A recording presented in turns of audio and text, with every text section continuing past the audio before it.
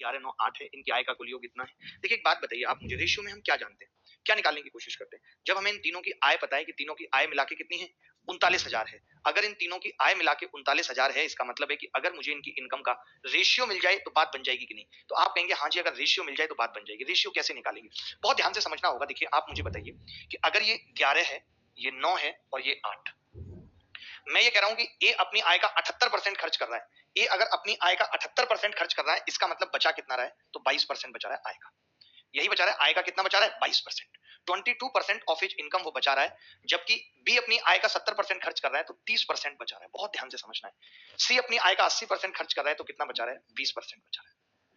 बचा रहा है कि नहीं? आप सब ये भी जानते हैं कि हम रेशियो को किसी भी संख्या से गुणा कर दें कोई फर्क नहीं पड़ेगा। तो मैंने इन सबको 10 से गुणा कर दिया, जीरो लगा दिया। क्यों मालूम है? मैंने कहा अगर 22% की वैल्यू 110 है तो 1% की 5 आ जाएगी।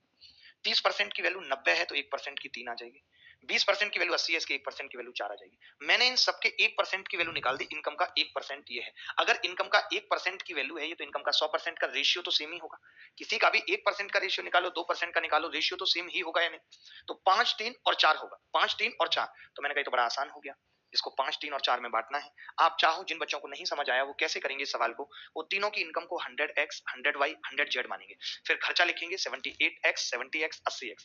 फिर सेविंग लिखेंगे 22x, 30x, 20x। फिर उसको 11 के बराबर, 9 के बराबर, 8 के बराबर करेंगे तो वहां से XYZ सेम आएगा कि जब आप XYZ का रेशियो निकालेंगे तो 5, 3, 4। मैंने छोटे तरीके से कर दिया। मैंने क्या करा कि 78% ये अपनी आय का खर्च कर रहा है तो 22% बचा जो इसकी सेविंग है, जो 11 के बराबर है, 30% 9 के, 20% 8 के।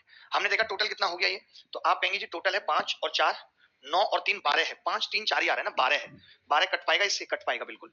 12 की वैल्यू सवाल में कितनी है? 39,000 है। 39,000। तो मैंने क्या किया, 4 की निकाली पहले तो, 3 से भाग करके 13,000 आ गई। इन्होंने किसकी पूछी है मुझसे? अलग अलग आय पूछी। अगर बी की पूछता तो सीधी 13,000 थी।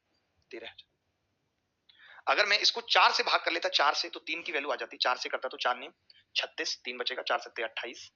कितना बचेगा? 4 नीम 36, 4 सत्ते 28, 4 पंजे 20, 9750। यानी 3 की वैल्यू कितनी आ गई? 9750 इसकी इनकम है। अब आप चाहो तो 5 की कैसे निकाल सकते हो? 39,000 में से इन दोनों को